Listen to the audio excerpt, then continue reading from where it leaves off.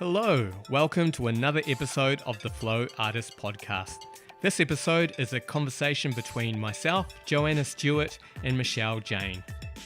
I would describe Michelle as a teacher's teacher, not just because she facilitates yoga teacher trainings and mentors other teachers, but because over her 10 plus years in this profession, she's developed some deep insights into the heart of this practice. In her own words, I believe my role to be more one of facilitating the experience that is unfolding for each person, unique, distinctive, and always evolving. In this conversation, we learn about some of her key teachers and how she's integrated new information while maintaining her own voice. We learn about the difference between projection and empathy, the importance of community, and continuing professional development to stay inspired. Michelle has been an influential teacher in my own practice and is one of my personal inspirations to become a yoga teacher myself. So I hope you enjoy this conversation. All right, Michelle Jayne, thanks for coming today. I'm going to start by telling us a little bit about your background and leading into how you discovered yoga. Sure, I'd love to, Jo. So my background is predominantly from dance. So I've danced since I was 3. And I did a couple of dance certificates, and then I headed over to the UK and I did a couple of years over there at Pineapple Dance Studio, which some people might have seen that reality TV show. Yeah, wow. Louis. And I never met Louis, but I did meet Debbie, who owns Pineapple. And that was really amazing over there. And it was actually really weird because when I was there, I went on a adventure to Lebanon, and I was doing an exchange thing to do some dance teaching and teach yoga, which at that point I'd participated in 2 classes in my life, and I was doing it for a company called Karakala Dance Company. They were Beirut, Lebanon. They were on tour, so they needed someone to come in for 3 weeks to host the classes while they were on tour. So that was probably maybe the first time that I ever taught a yoga class from a movement stretch background, and not really tapping into the spiritual or philosophical components of it. So I guess it would have been just more of like a stretch class. So kind of the stretches that you just did for yourself. Well, yeah, a lot of them are very similar, which is why I guess in my practice, some things come quite easily to my body, because my body's been so used to reaching past its limits for such a long time. But still, it's nothing compared to some of the stuff I see out there, right? So I get back from the UK and I head over to Western Australia, and that was when I did my first Hatha-based yoga training. And while I was in Western Australia, it was a 12-month course, and it was with a company called Yoga Health. In fact, their website is www.yoga.com.au. Nice one. So they snapped that up straight away. And I did it. Sorry to butt in. Was that based on your Lebanon teaching experience that you were like, oh, this is something I really want to do? Or no, I went from UK. I went to America. I went to Los Angeles, and I was there for 3 months. And I actually befriended this woman. This is in 2000, who was doing her Bikram training in 2000, and she would tell me about this room that they would all go into this massively, of course, the 38-degree room, and just, go over these postures and this rigorous training that she was doing. But from her personally, she said she'd never felt better, that all her ailments had cleared up and everything had cleared up. And I wonder if some of that curiosity spilled into my yes towards that yoga training, the initial one. But it was heavily influenced by a woman that I knew in Perth at the time when I first arrived, and she was living with a yoga teacher who actually dressed very much like a Kundalini teacher, all the white and the turban and all of that, right? And me and this friend Tracy would have really big D&Ms all the time, and she said to me, like, one day, maybe after 6 months of knowing each other, I think you would really like this course that my housemate is a part of. And so I went ahead and did it. And to be honest, it didn't spark my interest. I went back, I kept dancing. I had a dance company in Perth. I was like choreographing stuff to Snoop Dogg and Black Eyed Peas. And I liked that whole high energy. Yeah. And it wasn't until I transitioned back to Melbourne and got into the fitness industry that my experience from that training was incorporated, and I started slowly teaching. And once I started teaching, which was in 2000 and 7, then the interest like expanded. I was like, what is this? Well, I don't know. There was some presence of teaching this style of movement that was very, very different from the dance that I'd done. And I'd also done my body pump training. So I was, 3 more rounds, that kind of, group fitness instructor. And of course, yoga was just completely, there was something that I was like, that sparked my curiosity. Do you think who you were kind of evolved over that time? And so all of that kind of training that you did years ago was just sitting below the surface and kind of got to the place where you're like, I don't know, do you feel like you kind of come to a bit of an end of the line with what you're doing in dance, or just ready to try something new? I definitely come to the end. When I was in Perth, I had my own dance company, and I'd come to this full circle of I was really tired, which, I'm still in the same position, but I was tired of working for myself. Yeah. Tired of the no sick pay, the no superannuation, no holiday pay. There's no benefits. You earn your money, and then you've got to delegate it, accordingly to your financial needs. And I went off and I'd done a youth Cert 3 in youth support, and I was offered a position with the council in Laverton, which was 360 k's of Kalgoorlie in Western Australia. I was with the Indigenous tribe, and I was the Indigenous youth leader for 12 months. And I kind of did come back to Melbourne and go, okay, I've done dance. Yeah. I don't feel that when I came home to Melbourne that dance was still calling me, and maybe I'd severed my ties by doing something way out of the ordinary. But in fact, in Laverton is when I actually started. I got some funding for a community yoga project, and we got some funding from the council and got yoga mats and all that. And we'd offer a yoga class, and the ladies would turn up, and again, that's where I was incorporating that material. So that was kind of the slow trickle beginning. But I wonder if doing that youth work was that severing of, but in saying that, I did do choreography for some dance stuff at the school and blah, blah, blah. But it was definitely like that transition. Coming back to Melbourne, dance seemed to be left behind, or the dance that I was participating in didn't seem to be inspired to start at square one. No way. And just do the same thing again. No way. Yeah. And I'm just curious, when you started moving into the yoga, what do you think it gave to you that dance didn't at the time? I think the relationship of dance and yoga is an energetic one. Mm-hmm. So with dance, it's a non-verbal communication. Mm-hmm. But the difference is that non-verbal communication is from a choreographer who has told you a storyline and has chosen music and has chosen the staging. And then your job as the dancer is to energetically express that through movement to an audience. Mm-hmm.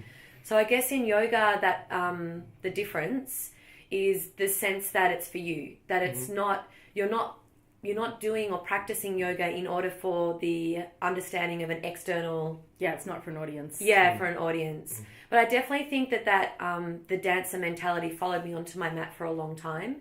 And pushing? There's something around performing for the teacher, wanting to stand out for the teacher, wanting to do a good job, wanting to get the pose and show that I've understood physically in my body. And also I think because my body was able to do a lot of those deeper shapes, there was like a satisfaction that egotistically I could do some things that maybe other people were still working at in their body. So the shaping of my personality in yoga has definitely been like an unfolding over time from that dance temperament, and maybe what pulled me into the world of dance, which was definitely associated with recognition. And in that industry, it's very, they require that kind of vulnerability that you are seeking some kind of external approval, because otherwise the motive to dance your guts out is lackluster. Yeah, totally. Yeah, they want to leave it all on the floor. Like you want to be chosen to be at the front of the routine, or you want to be chosen to do the solo in the dance number. You want the teacher to see you and to validate that you're good enough to It does seem like as well, and maybe this is a little bit based on what I've seen on TV and movies, how it's almost valued if you can push yourself through pain and through injury and just keep going and give more of yourself than what you thought you had to give, kind of thing. And was there a bit of a process in yoga of, I guess, learning to nurture yourself a little bit more? Yeah. I guess that's finding a balance, isn't it? And early on, I definitely would use things like a couple of glasses of wine, and that will still sneak in if I just cannot find that stillness of, especially after a class. I think the best thing I can do at nighttime is take a shower. Energetically, that washing and the water process really kind of removes energetic debris of the classes that I might have taught. But the pushing yourself, I guess it's that boundary, isn't it? Like that thing of my validation being wrapped up in something outside of myself. And I definitely think in the early stages of my career of teaching yoga in Melbourne, that validation was still thirsty, because it was very difficult to say, no, I don't want to teach that class, or no, I don't want to take on that 6:15 a.m, or no, I don't want to take on that 8 p.m, or I don't want to do the Sunday 4:30 class. So initially there was just, yes, I'll do it. Yes, I'll do it. And that constant thing of not really monitoring, is that too much to do in 1 week? And I guess I was younger, like this is 10 years ago. So I was just hitting my 30s. And yeah, I guess that just the energy of being younger and taking on more. I guess as well, also kind of being new in an industry and not having the stability of a steady income through the year. Yeah. Sometimes. Once again, I'm back in that position of, yeah. We all are. Yeah. Yeah, definitely. Yeah, but I think it's like, it takes a while to establish yourself till you feel steady enough financially to start to say no to things. Yeah, definitely. That's very true. We might have covered this a little bit already, but is there anything else from your dance background that you feel still influences your practice or your teaching today? I feel like initially the vinyasa, like the way that I would piece together the vinyasa, and I really enjoy a flowy vinyasa class. So I recently did, not recently, but last year, March, I think it was, I did Shiva Ray's training finally. I really loved the essence that she brought to vinyasa. So I definitely think initially, and even now, I think that flavor of flow. And sometimes I might veer off. Like I find that I'll definitely have a flavor of how I teach, that it might be 1 week, it might be I've learnt something in my own body and it remains more of an alignment based. And then another week it's just like, oh, let's just move this. Let's just move. Yeah, still the choreographer. Little bit. Also just the joy of movement. And the joy of how of movement unfolds. Yeah. Yeah. Well, you just mentioned Shiva Ray's trainings, and I think that you're actually one of the most qualified yoga teachers that I know. Do you want to take us through the other trainings that you've done and maybe a little highlight of what you felt like you've got out of them? Okay. So I had the first 200 hours in Perth, and that was a 12-month thing. And what I got, I guess, out of that was, it was a 1 month every weekend or every Sunday. So you'd kind of learn something and then you'd go off and live your life and then you'd come back and check in. And I think doing it over the 11, 12 months made it quite solid. Yeah. And it was more integrated into the experience of life rather than just condensing it all, learning it, and then boom, like spurting it out. Then 2008 or 2008, I went to the Asia Yoga Conference in Hong Kong and was introduced to Anna Forrest, and she just blew me away. The experience I had in her class was a deep, deep, profound experience of really getting the connection between all the different emotions and beliefs, patterns and thought patterns I have about the world, and how deeply they're enmeshed in my body. And then, so I went back the following year and did her 10-day intensive training, and that was just, I will always say that training was a pivotal moment in my complete understanding of the power of yoga. She's a fierce woman. She's not into fluffy language or wanting to be seen as being nice. Yeah, she sees through all of that. Yeah, she sees through it all. And so being in that presence, there's no hiding. There's no hiding behind your default mode of, like, this is too much, I now choose to collapse, or I now choose to escape, or I now choose to distract. So that was a really profound experience. And then after that, I did Baron Baptiste level 1. And that's where I was given the routine of power flow. having that routine and practicing that routine for that whole week has mainly or probably been my foundational sequence. That if shit hits the fan and I'm in a situation and no one's getting anything and everything's going wrong, right, what are we up to? Standing stuff, right, balancing's next, or twisting's next. So that has been a pivotal foundational sequence for me to have under my belt even 10 years later. And Baron's psychological warfare, like he's another one who's just, I was one of the first people in the group to get pulled up on my shit. And it was so humiliating, but so transformational, that nothing was ever quite the same after that. And it does seem like you're drawn to teachers who will see that in people. I'm kind of an intense person in my own world, and I'm a bit of a straight talker. Mm-hmm. And I like teachers that will give it to me how it is. I don't want it wrapped up and coloured in and handed in a pretty package. And I think that sounds beautiful, and Shiva definitely wraps it up, puts it in a pretty package, and it felt delicious in my body. And that was, Shiva was just a completely different experience. So after Baron, I then went off and taught, and then I did a good maybe 3 or 4 year stint with powerlifting under the mentorship of Duncan Peake.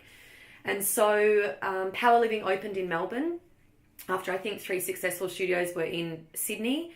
And I went through that doorway because I was working at Fitness First at the time and was offered, I was also doing Body Balance and presenting for Body Balance. And then I was offered the Flow Champion, which sounds so corny. I was a yoga champion. You are a yoga champion. Champion.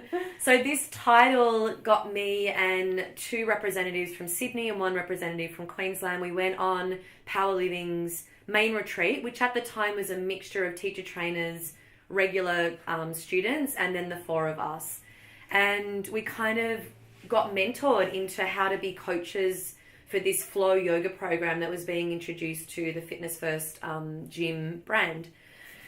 And then from that evolution with powerlifting, and then powerlifting opening in Melbourne, and super, super lucky to have been working with Duncan. He was a forefront runner in the yoga industry at that time, and I guess still is in the world of the power vinyasa. And we were really lucky to get quite a lot of his attention and nurturing as the Melbourne brand started to flourish. And then we would have regular coaching and regular things happening within the presence of that studio, which I really honour how much that contributed to my teaching ability. And just, I guess, not even ability, but the growth of myself as a person. And then once you grow as a person, that's when the growth happens in the teaching. So the information that I learn on all these different retreats or these different trainings really has to be first integrated into my understanding before I can re-offer it back as a teaching method. Absolutely. Yeah. That's really important, because otherwise it just falls quite flat if you're just reciting. Or you're just speaking someone else's words. Yeah, exactly. From your heart. Yeah, and I think that's a challenge, is that sense of mimicking a popular style or whatever. So what are we up to? We've done powerlifting.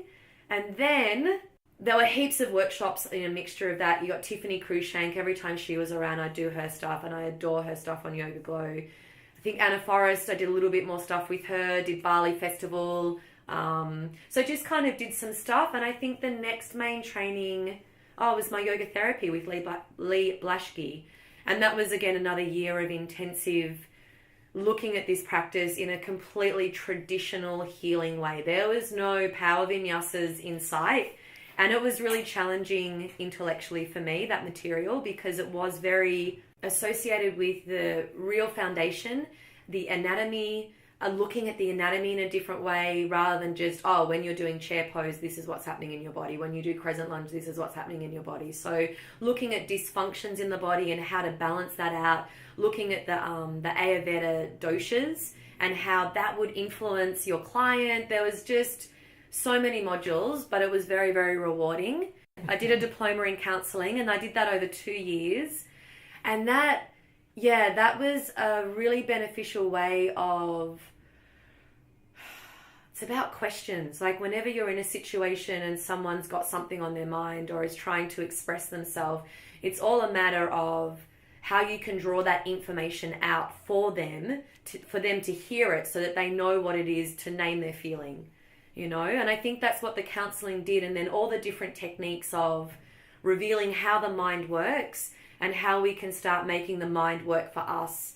I can't even remember the techniques, but there's like 6, 7, 8 main techniques that really start to take us away from stressing or prophesizing about disaster and switching that around to bring us, and it's kind of mindfulness work, bringing us back. How do we get back to what we're dealing with in this moment? How do we even understand that the thoughts in my head is not the reality that's happening right in front of me? So, yeah. That's exactly what we're trying to teach people on the MASH as well. So it's definitely, it's definitely, you know, the same stream. And so in all of that, there's some pretty strong and differing points of view. Like Anna Forrest and Shiva Way are probably at opposite ends of the movement spectrum. Yeah. Did you ever come up against contradiction or like paradox, and just that? How do you make that process of what feels right for you? I think that's the answer to the question. If I was ever meeting conflicting information, I find like there's a lot of groups on Facebook, like what's that one, the yoga movement research group? Yeah. And so all the time there's comments on that where you're like, shit, I say that cue all the time, you know? But what we're really trying to do around, well, I haven't said tuck your tailbone for eons, but what we're really trying to do around tuck the tailbone is that integration of pelvis and core engagement, right? So there will continue to be such conflicting experiences and points of views, and I guess it's, in some ways I wonder if training with too many teachers almost bastardizes that experience, because I'm not staying true to one lineage, and if you stay true to one lineage, there's no conflict. This is the way you do it, this is the way you're taught, this is your understanding of it, which I guess kind of probably boxes it in, because we all need to be curious and look outside, well, what has that teacher said about this? So that's important as well, but can lead you down a rabbit hole where it's like, well, where's the end? Yeah, you know? Is there an answer? Yeah. So it's more about, from everything, it's more about what felt right for me. You haven't done all of these trainings in the 1 year. No. It's like you can uncover these layers. I wouldn't have been able to afford it on my yoga teaching rate either. Definitely. Yeah. Especially with the anatomical cues. Yeah. It's like that may be the perfect cue for that person at that time, but even that same person in 5 years may not need that instruction. They might need to focus on something different. And I think that that's a massive point of contention, is that exactly everyone's skeleton is so different.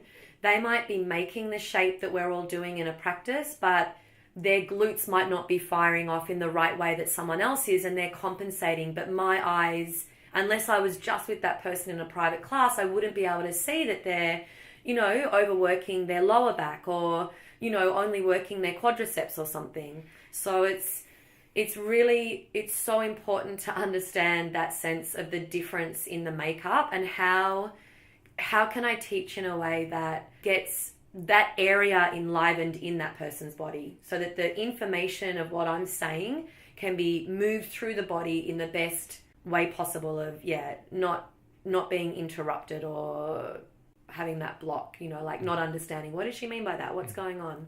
So I guess that disconnect as well of like, she's saying this but I'm feeling this, so I'll just do what she says. Yeah, exactly. So there's lots of things where I'll say, you know, squeeze this, and if it doesn't feel right for you, then just leave that bit out. I'll definitely like put that on the end. I've started doing a lot more things differently than when I first started out. I think I was very set in my ways when I first started teaching. Like, no, this is how it should be done. I was quite dictative in my teaching style, and because I worked in the gyms, they loved it. Like, I look back now and I'm like, no way, I can't believe I taught yoga from that seat. You know, that teaching seat of just do what I say. You know, I mean, it was done with love and compassion, but definitely the way that I perceive the classroom now, and perceive, I don't know, I guess looking at my own personality neuroses and what dysfunctional modes I might drop into. Yeah, there's a lot that's changed since those days in the gym. And I think for everyone, like if you're not evolving as a teacher, then that's a massive red flag. Yeah, exactly. Like, if you're still teaching the same thing you did, when you finished your course, like... 100%. Maybe it's time to do a bit more training. Yeah, 100%. Someone from my perspective who's just sort of starting out in the yoga teaching realm and seeing how many, trainings you've done, it's like, wow, do I need to do all of that? Or, or like how can someone starting out actually feel that they're actually in a good place to even start with just this massive information around? Teach what you know. Like, whatever it is that you know, that's what you teach. But I think the trap or the tripping over ourselves is when we want to come across as intelligent, we want to come across as, I know more than I do. Maybe it could be for some, I want to teach a tricky pose because I perceive that there are advanced students in my class, and I'm scared that if I just give a simple sequence that they're not going to like or enjoy this experience. Every teacher training I do, I am put back in that beginner's mind of, oh my God, I know nothing. What have I been doing for the past 10 years of teaching? So it's that sense of, okay, you teach what has made sense in your body and what has really landed for you, and then that information that has landed for you will land in other people. But if I try to teach something that I didn't really get, then it's kind of like dead air sort of thing. And it's such a, like, the journey is that you'll find that if you do teach full time, there's almost this hunger for filling yourself up. So whether it's doing an intensive 1 week in, a visiting teacher in Melbourne, whether it's going somewhere to travel, there is artistically like a deep yearning of like, okay, I've kind of like taught myself out. I need to get something into me again. I need to get some inspiration and hear some things that I haven't heard for a long time. So, yeah, and just take 10 or 20 years to do that. Well, the rest of your life. Yeah, absolutely. Exactly. I guess that leads us into what does your personal practice look like these days? Do you tend to go to a lot of other teachers' classes, or is it mainly home-based, or how would your week fluctuates? unfold? I'm a bit of a moody person, so if I know I need to kick up the bum, I go off to classes. I'll either go to... There's probably not a teacher that I selectively am aiming for, but it's just about being held in the space. It's just about, at the moment, I feel too distracted that I would not be able to stay on my mat for 60 minutes. So I need to be in a space with other people and someone holding that space so that I can't run out the door and go, I'm just going to go check my phone now, or whatever else. Like, there's something really nice about being guided through a practice. Especially when you're teaching all the time. It's so good, isn't it? And Yoga Glow, if I want to do a theme for the week, like if I'm focusing anatomically on themes or even philosophically, I'll have a search on Yoga Glow and see what teachers are doing what, and then you do those classes to draw material for my own classes. To be honest, I really have never had my own practice of jumping on the yoga mat and just doing a 30, 40, 50-minute practice. I do that with meditation. Like, I'll stop and do my meditation. But as far as a yoga thing, I think it comes from the dancing. I want someone to tell me what to do. Maybe I'm just too lazy, or I don't know. No, I totally get it. Yeah. Because so much of your week is sequencing. Yeah. And that's really fun. Yeah. But if that's your job, it's very easy for your home practice to turn into planning for your week exactly. rather than your time. That's so true. Yeah. Yeah, I go to class as well. And I guess with, you're sort of expending your energy to serve other people, so it's good to just be able to have it contained back. Yeah. It's so good. It's always interesting as well when you go to a class and a teacher will just hold a pose for a little longer than what you do in your home practice, and it becomes a different pose. Yes. Or they'll teach the ones that aren't your favourites, and you're like, oh yeah. And I think that's a little bit more. Yeah, that's probably, unless I was committed to an Ashtanga practice where that's the sequence and that's what you do. But normally there probably is a tendency to do what you feel like doing in your home practice, and you might go, oh, intuitively that's so what I need.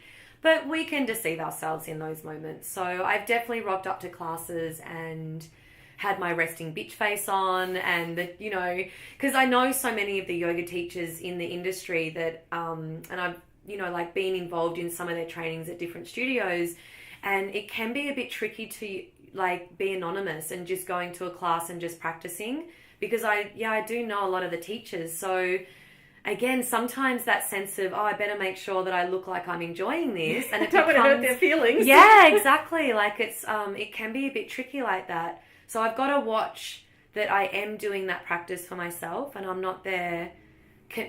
I'm not there reaffirming to the teacher that, don't worry, I'm not here assessing your class.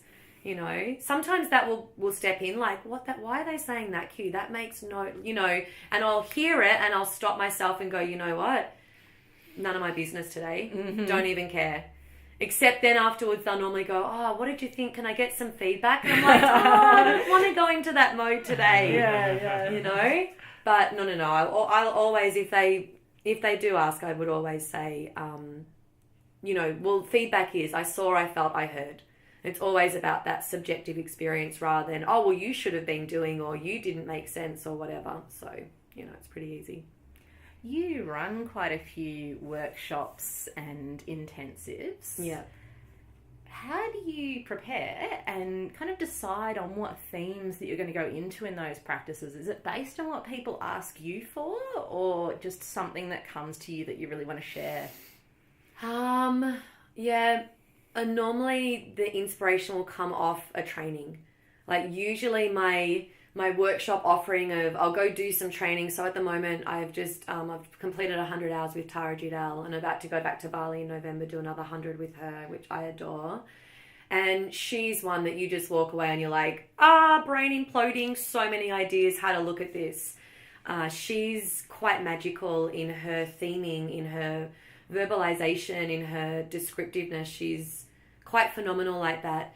So I would say that a lot of the workshops that I've done, a lot of the training are normally ideas that have somehow flourished off a training that I've done or a workshop I've done, or something that really resonated for me, and I wanted to share that, but in the way that it made sense for me. Yeah, it's kind of part of your integration process. Exactly. To pass it on. I probably never thought of that, but maybe it is.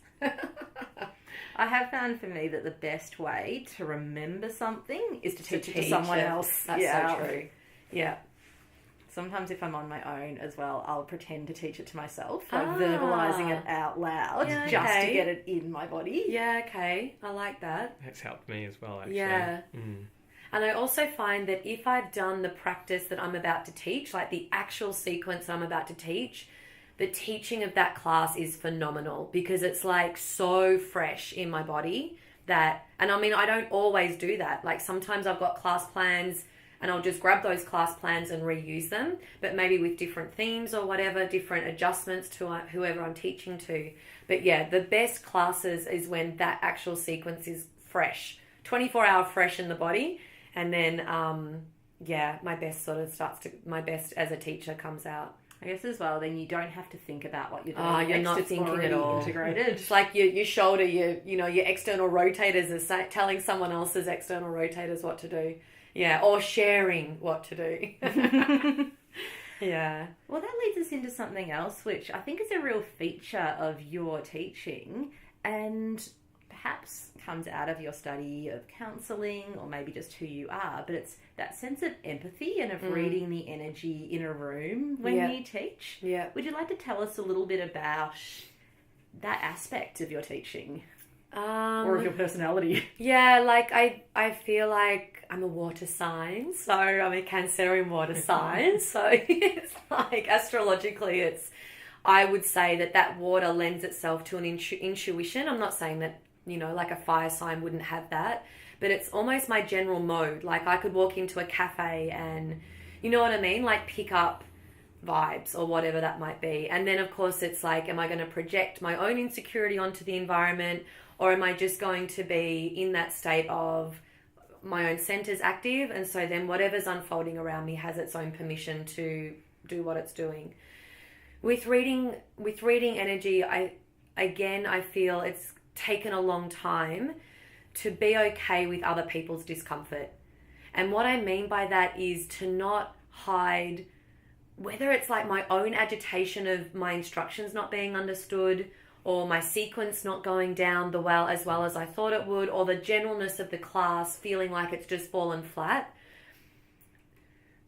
to not be rescuing or trying to fix that. And that's taken a really long time. And I feel like actually since working with Tara or doing her training, in her presence, I got a very, very, very clear sense of what really it is to hold space. Where all it is that you're actually just observing how this experience unfolds. Whereas I feel a lot of my previous teaching has been about telling people what to do and then hoping they'll do it.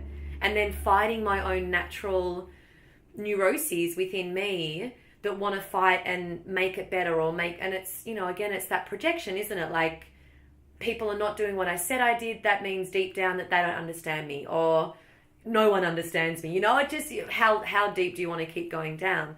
But yeah, since with Tara, it's, I had a really clear sense of holding space and that feeling of an experience where you're almost just being curiously and tenderly observed. She's not watching to see, did that land? Is she really moving her shoulder? Is she pressing her feet after I've done that? Maybe she is doing that, but it doesn't feel like that's her intention. So energetically, I can feel when there's jitteriness in the room, or people struggling with their own stress management, especially if you're teaching midday corporate classes in the city, that they run from their office, they drop on their yoga mat, and then they run back to their office. So it's quite phenomenal that they're stopping to do this thing called yoga. And that intensity of energy that keeps you very engaged in your corporate world, how do you balance or equalize that in a 45-minute yoga practice? And what I've started to do, I only think in the past 6 months, is just saying less and less and less. If they don't get it, it actually doesn't matter, And that's, of course, not saying that I don't ignore them, or if something unsafe is going on, of course I'm going to go over, because I'm a teacher that verbally expresses quite clearly, and so I walk around a lot. I'm definitely not up on my yoga mat at the front of the class demonstrating. I rarely do that.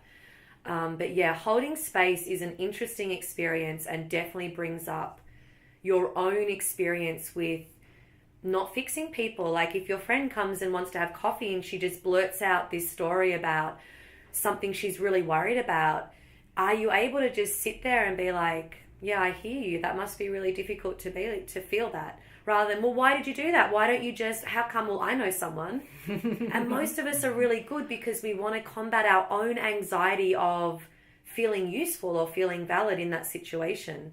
So there's a lot of different layers in that experience of holding that energetic space for all of those things being squeezed out of the human body to kind of land in the environment, and then to be allowed to naturally dissipate without my interference of it in some way. Do you find to get yourself into the state of mind to navigate all of that?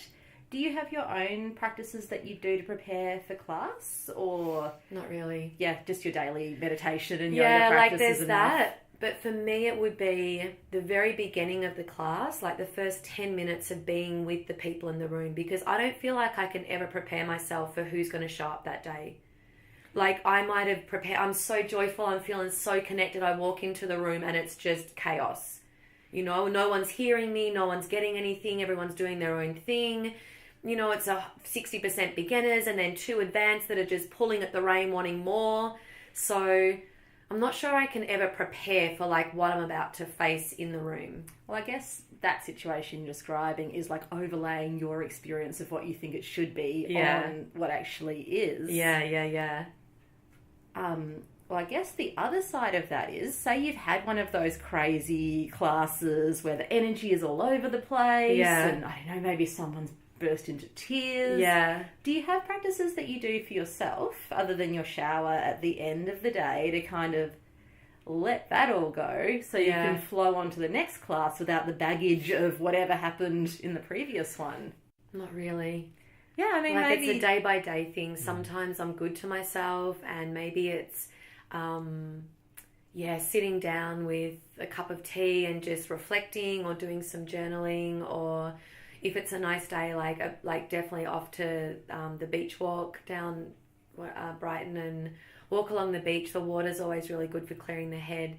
But I find for me, the day classes have that different energy to the night classes, and it's normally the night classes that leave me feeling, if I would call it, more drained or exhausted than the day. And I would say that's because the quality of energy within us is way more vibrant in a 6:15 and a 9 o'clock and a 10 o'clock and a 12 o'clock.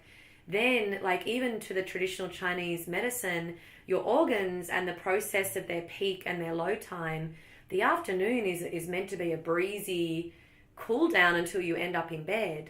But people being in this stressful world and this overly stimulated environment all the time, searching for more, think that doing a hot yoga practice at 7:30 at night is like a really good solution to their stress levels.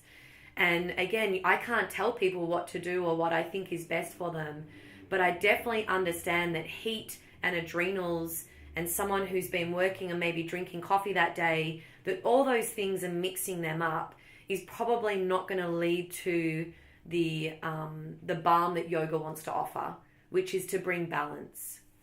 So with that, yeah, my actual experience, normally it's the nighttime, and then normally it's like either I'll go to bed early and read, or I'll do some journaling, or I'll sit and watch The Bachelorette with a glass of wine. Depending on what you need to feed your soul that evening. Just trash, like just something where I don't have to think. Like that, that's just, I mean, that is of course the easiest solution, and it's not the best solution, 100%.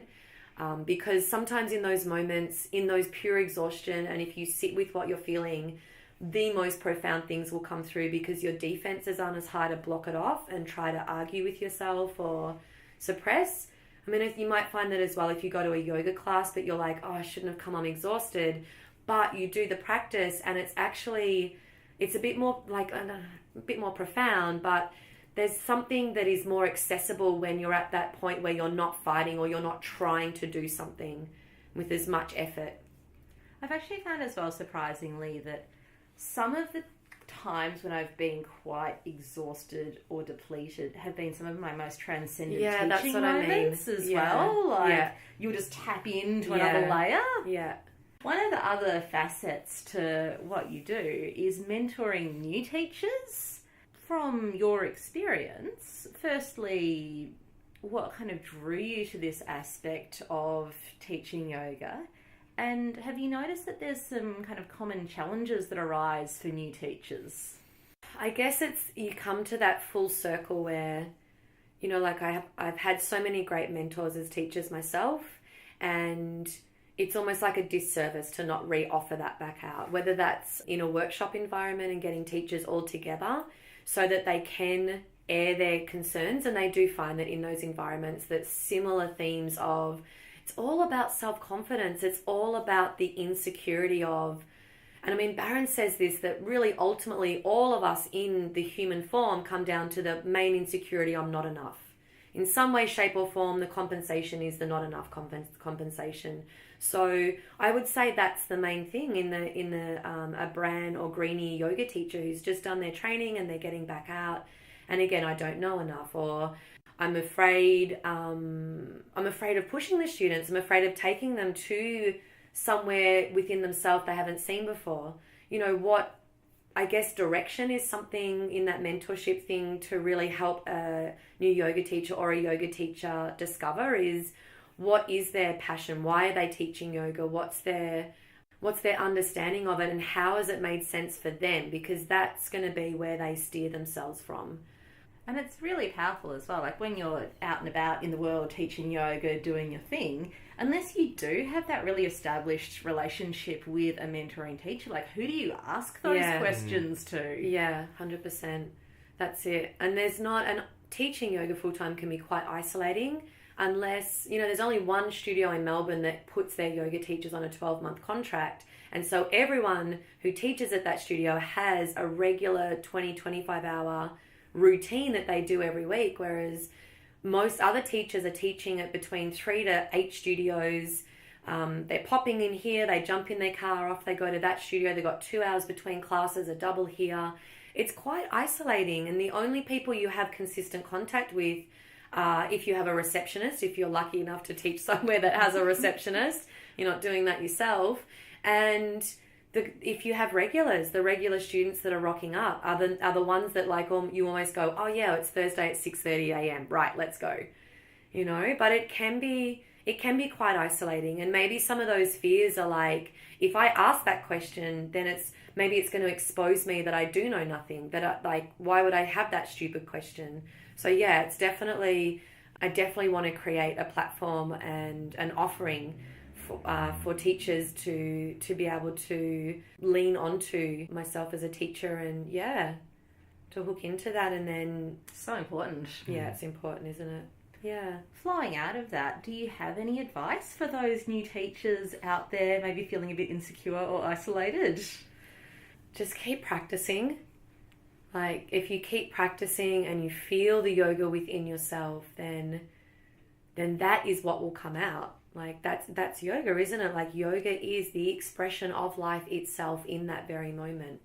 So the only time, I guess, you know, when I feel the most isolated is when I think about it too much. Oh, here I go again. Or it's my thoughts that are creating more of the isolation than the reality, because, I mean, I'm in contact with people every day doing different things, but it's that thought process.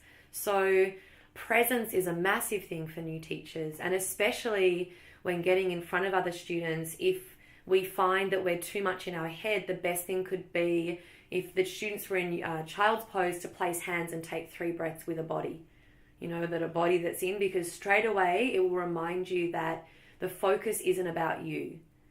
And that's really the main thing. Like, I think that's maybe something that newer yoga teachers, they forget, that even though you are up the front teaching a class, I'm on the yoga mat having that personal experience for me. I'm not looking out there going, you know, oh, well, what are they saying? Why did they say that? How come? Excuse me, what's going on over there? Like, I'm having that experience. I'm not really focusing too much on what's happening with the teacher, unless they're really like taking me for a ride that is pulling me here and there, and it's, you know, like, it's incongruent with bringing balance into my body. But that's the main thing, I think, for newer teachers, is to remember that it's never about you. Like, it's about the students, it's about the people in front of you. And once you can get out of your perception of, oh, they're all looking at me, they all think I've said something wrong, they've all this, then you get out of your own way and you can just teach. This information is flowing through you. It's flowing through the cells of your body.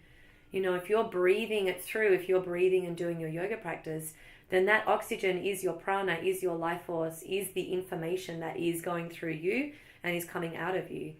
So, and I guess that really brings us back to what you were saying about how now you say less in the practice and you give people space for their own experience, rather than feeling it's all on you to create that experience for them. Yeah.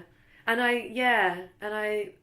I wonder where that fits into that sense of feeling responsible for other people's experience, and that experience of boundaries. Because I still feel very, very, there's like an anxiousness that can still rise up in me when, you know, I say an instruction and then just leave them to kind of marinate in it. Anna Forrest is an expert at it. She leaves you there, and man, she won't say anything for another 10 minutes. There you are. And you're, exactly. Arm feels like it's going to fall off. It's shaking. And she's undisturbed by the psychic warfare that you might be going through or you're projecting onto your environment. And we have to, I guess there is a reality in that there is a projection from our students onto the environment. And that's where it's so important that we can hold that space without being triggered by what we presume might be happening within students. But definitely as a teacher, definitely in any authority role, you will always have people projecting dilemmas or experiences that they've had with teaching, like teachers in their past. Everyone in the world has had a teacher, primary school, high school, university, whatever. And we've all had different experiences with those teachers. So that's why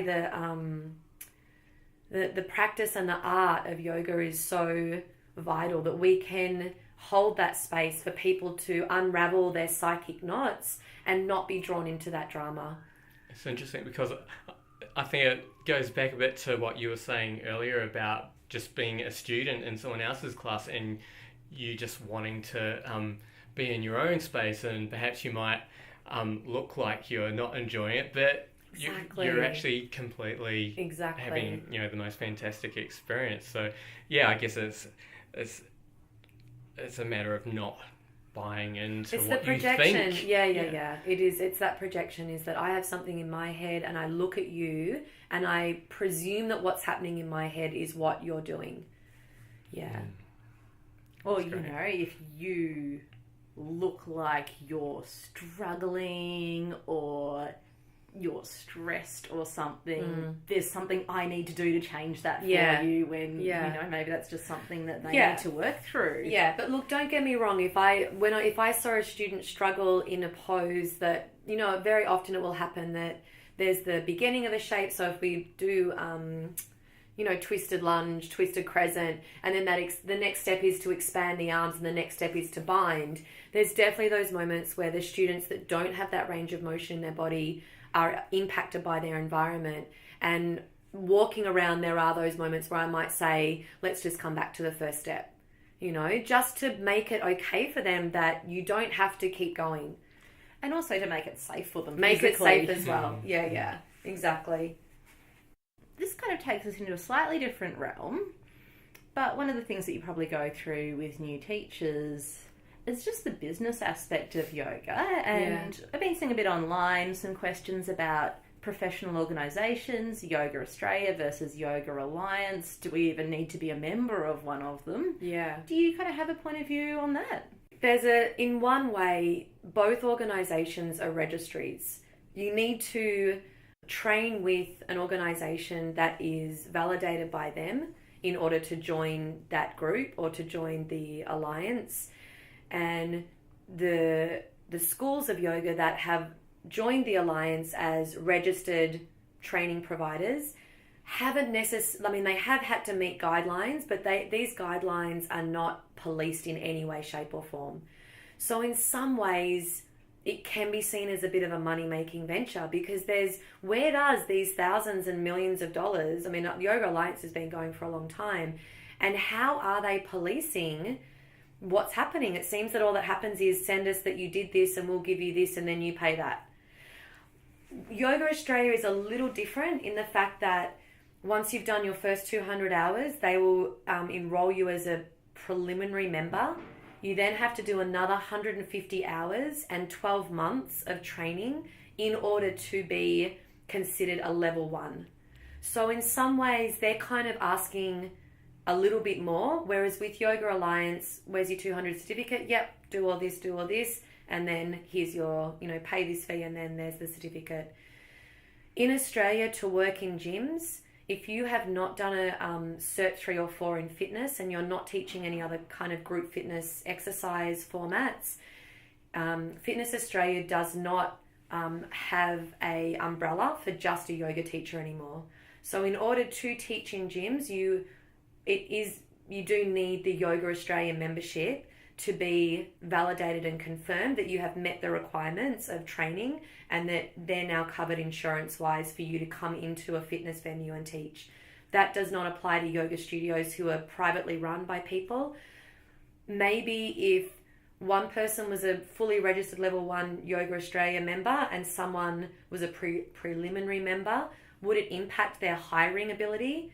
Maybe at face value, but if they went in and taught the class and the studio owner was there, then no, you're not going to go, oh, well, that person's better, obviously, because they're a Yoga Australia member, right? So in that way, it is a bit of a tricky situation, and there doesn't seem to be, the main thing is there doesn't seem to be your bang for your buck. Like, no one's coming around to your class and assessing it or anything like that. You're just paying your money for your membership, and I guess maybe university, how many dodgy doctors are out there, but they've got their university certificate up there. They've done the work, but it doesn't necessarily mean anything. But I guess, there's way different methods of policing that in the medical industry, which maybe the yoga industry has. But in the US, there's no regulation on yoga teachers. And there's also this sense that it's a 500-hour process. And once you got 500 hours, hey, you're a yoga teacher. Ooh, yoga teaching is like a lifetime of learning. there's no organisation that could tick you off and say, you've done 500 hours, you're now completely qualified. You're enlightened. Yeah, totally. And then there are people that have been practicing for years and years and have done no yoga training and are phenomenal teachers of passing the knowledge on. So, I don't know, maybe on the resume it might look a little more cleaner and a little more, diligent, but really in the bigger scheme of things, the organisations as such don't have as big an impact as, everything you'll do to register with them, I guess. I do know that Yoga Australia does require you to show some continuing ongoing education. Yeah, I think it's at 10. Year. Oh, it's 12 CUC points. Yeah, though I think you get a couple of years. 3 maybe. Yeah, so you don't have to do all your courses in the 1 year. You can do a big one year, and then they will carry you through the next couple of years. Yeah, exactly. Yeah, which again, like we were talking, you'd want to be doing some intensive once a year. I'd be surprised. There's not many yoga teachers out there that do their training of 500 hours, walk away and never go back. You're like, I'm good. I'm good. I know it all. Unless they're doing it as a hobby and they're only teaching like once a week and they've got, somewhere that they can do it in their lounge room or something, But if you're going to do it like full time, then... And I think most teachers as well don't even do it for professional reasons. Yeah. You just do it because you love that teacher and you want to learn from them. Yeah, exactly. Yeah. Actually, something we sort of touched on before, and we spoke about this with Karina as well, about, yoga teaching being maybe quite an isolating experience for some. How do you think it would be possible to go about maybe changing that, if at all? I know, that's hard because we all work such erratic hours. That would be the main problem, is like, I guess joining things like Facebook groups where you feel part of a conversation and it's not that you're anonymous, but you can kind of put something out there and then see who responds to that would be the main way of feeling connected. You could always, the studio that you work for, you could always, I think the best way is to go and do classes at the place that you teach at, and that's the number one way of connecting with other teachers. And it also, I don't know how to word this, but it kind of puts you in good favour because you are willing to take their classes. Yeah, it's a nice community spirit. Exactly. Yeah, it's like I respect you as a teacher. Yeah, exactly. So I think that would be your number one way to feel more connected and involved, is to practice at the studio that you teach at, or have yoga dates with friends, or attend the general meetings that Yoga Australia hold. Festivals, like any festivals, workshops and trainings, like if you agree to yourself to go to one workshop every 3 months, you'll always see familiar faces at those workshops. Yeah, and I guess it's just that getting involved, isn't it? Like you have to be the one that says a yes, you have to be the one that gets involved, rather than kind of sitting back in your house and going, oh, I'm not connecting with anyone. I'm so lonely. I'm so lonely. Yeah. I think as well for new teachers and for people who aren't yoga teachers, if you haven't been to a workshop or an intensive, sometimes people might think they're not ready. And it's always all levels. Like there'll always be instructions for all levels of experience. 100%. Even if it is a stronger practice. And you've got to remember, once you've done a 200 hour, at some point in that 200 hour, there was a lot of practice that you had to diligently be involved in. Like I know on the teacher training that I'm on at Move, we start both our Saturday and Sunday with a 90-minute morning practice. So that's every weekend. I mean, the course is only 3 months and they have, I think, two-week breaks. But that's every weekend a 90-minute practice. And then they've got to fill in and let us know that they've done 3 other practices during the week. So that kind of dedication to a practice is going to take you beyond just a beginner. I think as well, as soon as you decide you're going to teach, you kind of approach your practice with a new sense of discipline and purpose. 100%. Yeah. And there's a flip side of that as well, because it means that your practice isn't just for you. Yeah. You're also kind of, I know when I was a new teacher, and even now, like you'll go to a class and you hear like a great cue or a great sequence or something, so there's a part of your brain that's like, oh, file that away, and then I can add it to this, and then I can do that. So sometimes you've got to like get yourself back out of teacher brain and just back into being present and soaking up that practice that you 100%. Came for. Look, seriously, as soon as you make a decision to teach yoga, you I don't want to say rob yourself, but you kind of do. You rob yourself of your practice. And I think that goes for any art form that you decide to make into a profession, whether it be as a painter, as a writer, as a singer, a dancer. Like, as soon as you decide you want to make money from it and you want it to be your career, it instantly has a different flavor than when you were just at home writing a couple of pages in your journal every day. When you were just, going to 3 classes a week. When it's just for you, there is a lot more joy and ease in turning up to your mat. When it's now your profession, there is like different burdens of expectation that unconsciously weigh on your shoulders because, you're not rocking up to your job and the boss is like, so have you got this done? Have you done that? Have you had this done? There's nothing monitoring. Have you practiced this week? Have you prepared a theme for your class today? There's nothing monitoring that. And a lot of the time, like even the studio owners don't get the opportunity to go to the people that are teaching at their classes, which leads to all kinds of irregularities in cueing, in philosophy, in methodology of what is being offered in that space. There's the freedom of like letting the teacher do what they want, but then there's also that thing of, how do we ban this studio? How do we ban this community as, we always avoid updog for some reason because it's too much in the lower back and we've seen too many mistakes or too much loading up or incorrect movement. So how does a studio make an agreement of, we've all decided not to use this cue, we've all decided that if we're going to do this asana, we want to modify it in this way because whatever. I think coming back to what you said before, it's really easy to get sucked into feeling guilty as a teacher because you're either not putting enough time into your meditation practice or not going to enough classes or not putting enough time into building your business or not seeing your friends or not tidying your house. You can always create more things to feel insecure and not enough about, which comes back to that fundamental... 100%. Yeah. So I guess how do you go about sort of maintaining that passion or that love of it? Good question. Who's got the answer to that? Listen, for me, it's the training. Like, if I'm getting stale, I know I need a training, or I need to get back on the mat. And if I just do like 2 people's classes that I haven't done before or something unusual in a sequence, something wakes up in me again, I have to, normally my energy levels will drop when I am not practicing as much. And I would have to say that's the main signal from me that it's like, right, it's getting very hard to teach it because it's not in my heart at the moment. I haven't been getting on my mat. I haven't been doing my meditation. I haven't been, even reading, like just reading really rich yoga texts is food for the soul because you're reminded of, like, it's such a precarious path, the path of yoga and living in this modern world and having so much, not only stimulation, but so much temptation that pulls at us all the time. Like, oh, you feel this. Why don't you just buy this or eat this or ingest this or smoke that or drink that? Then you'll feel better. And all of us are looking for a quick fix because the path of yoga does take a disciplined approach, because it does take a while to settle the nuances in the brain, the samskaras and those deep grooves and ways of being. It takes a while to start to soften that and create new ones. It's not going to happen because you do yoga once every 4 weeks, It's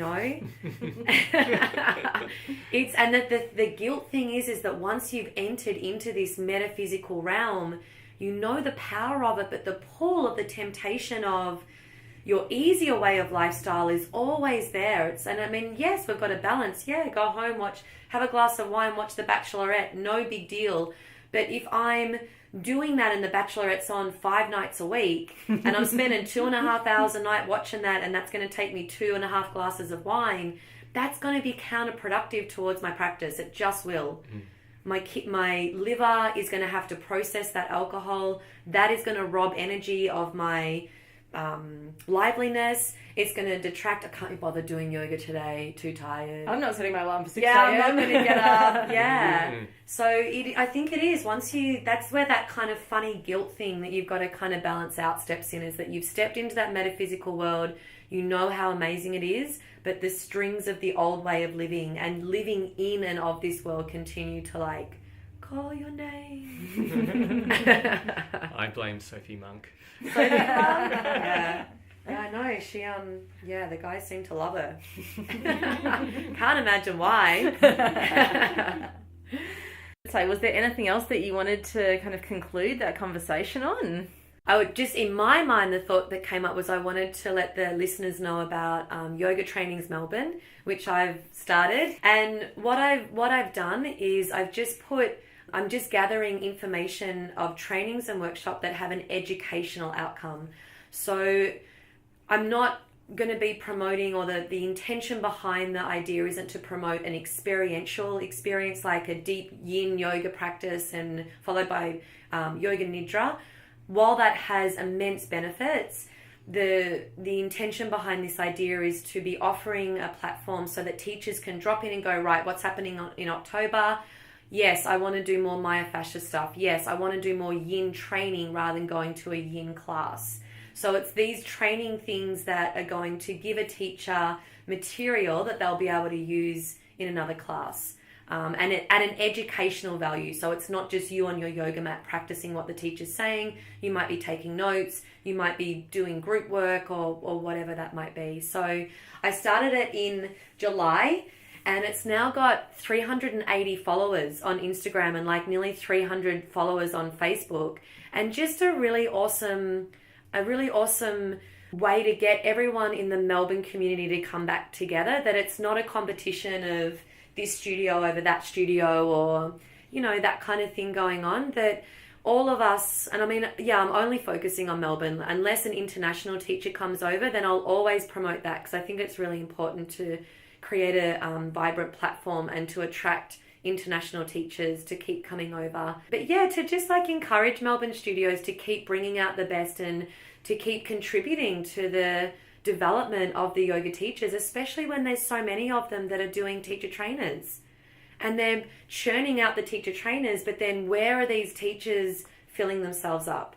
So really, to continue to offer those kind of workshops and trainings that you can go to Yoga Australia and say, here's my CUC point. I did 50 hours or 12 hours with this particular teacher with this style. So it's Yoga Trainings Melbourne. And if you look that up on Insta or Facey, then you'll come across it. So hit a like. And if you also have a training coming up, then make sure to tag in the post. I'll put a note to that in the show notes as well, a link, sorry. Oh, perfect. So, yes. Yep. That'd be awesome. Absolutely. And it is a great resource. I've sort of got it flagged on Facebook, so was that see first? So I see everything that... Can you do that with pages? Yes. Oh, you can. I think so, yep. So it's actually almost overwhelming how much stuff there is. But I think, like you said, there's so many different studios and they're doing all these different things on their own, so it's almost like how do you know who's doing what? So no, I think it's definitely a great resource. And especially if you are just that solo teacher doing your thing, not particularly affiliated with one studio, 100%. It's great to see that community building aspect and people just coming together. Yeah, exactly. Nice one, Michelle. Coolio. And my pick of the week is the No Stomach for Cancer Walk. This is happening on November the 12th at the Botanical Gardens, and I'll put a link to that on the show notes. We're actually planning to talk about this in another episode, but long story short, I had stomach cancer, my stomach was removed. I'm okay now. So this walk is to help raise money for people who are suffering from stomach cancer, so you should definitely sponsor me. If you can't do the walk, I'm also doing a fundraising class, 28th of October, Saturday morning at Irene Warehouse, which is a cool warehouse space. All the money from that class will go to sponsor Ran on his No Stomach for Cancer walk. And in that class, we're going to be sharing some of the practices that helped Ran through this challenging time and helped him adjust to his newly sensitive digestive system. So we actually teach a workshop called Yoga for Digestive Ease, and we'll be sharing a lot of the practices on the morning of the 28th through a scheduling overlooking mishap. Overlap. I'm going to be teaching at World Vegan Day on November the 12th when Ran's doing his No Stomach for Cancer walk. Wow. So I'll be teaching a yoga for inner strength and peace class on the morning of World Vegan Day, which is at the Melbourne Showgrounds. Free entry to the event, and I think they're going to be doing a $5 donation or something to my class, which will be going to the charities that they support, so animal welfare charities. Bring your own mat if you have one, and stay on for some delicious vegan food. I've got one thing as well. Oh, yes. Yeah. Yoga in the park for free. It's an active park program from the incentive of Glen Ira City Council, and it's happening at Princess Park. It's actually like Active Parks has 4 free programs happening Monday and Wednesday at 6 a.m. and Tuesday night and Thursday night is yoga, and it starts at 6 o'clock, and it's just out front of Caulfield Recreation Centre off Hawthorne Road at Princess Park.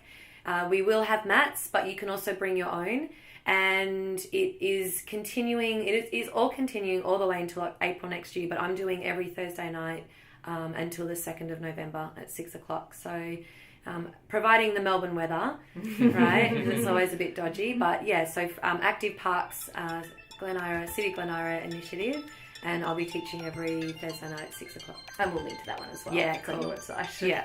Thanks, Michelle. That was a great conversation. Namaste, Michelle. Namaste. Thanks so much for having me, you guys. It was a pleasure.